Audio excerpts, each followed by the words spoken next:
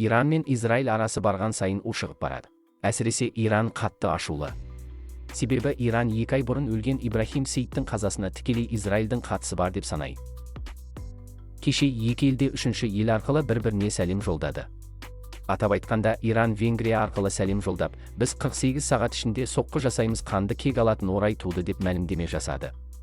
Одан кейін көп ұзамай Израиль тарапы да қатаң жауап қайтарып, егер Иран бізге соққы жасайтын болса, онда біз Иранның ядролық құрылғыларына соққы жасаймыз, яғни Иранның ядролық зерттеу орталықтарының күлін көкке ұшырамыз деп мәлімдеді.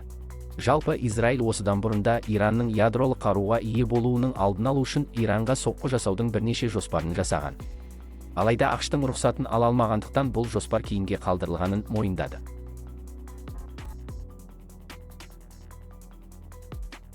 Иран әуежай ұшақ тасымалдарын бұғаттады, енді ешкімде кіріп шыға алмайды.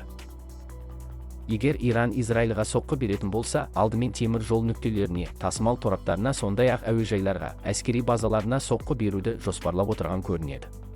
Соққыны жүзеге асыру үшін, Иран соққыны бастаған кезде Ливан аумағындағы қарулы күштер, сондай-ақ Ирак және Йемендегі хусейттер бір мезгілде Израильға ракеталар жіберіп шабуыл жасауы мүмкін.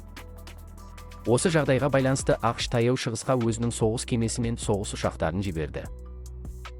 Кеше Саудия Арабиясы мен Иордания біз өз кеңістігімізге кірген әрқандай елдің ұшақтары мен зымырандарын атып түсіреміз деп мәлімдеді. Ал енді халықаралық жаңалықтарды айта кетсек, Еуро одақ депутаттары Венгрияны, яғни Мажарстанды жазалауды сұрауда. Себебі Венгрия Ресей елі мен Беларусь азаматтарына Еуро одаққа визасыз кіріп шығуға жағдай жасаған. Сол себепті Еуро одақ Венгрияға наразы болып отыр. Ал Украина мен Ресей соғысы әлі біткен жоқ.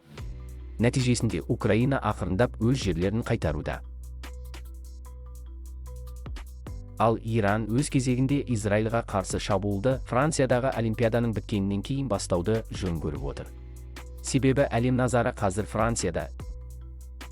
Егер видео ұнаса, келесі жаңалықтарды бірінші болып білгіңіз келсе, арнаға тіркеліп, лайк баса кетіңіздер.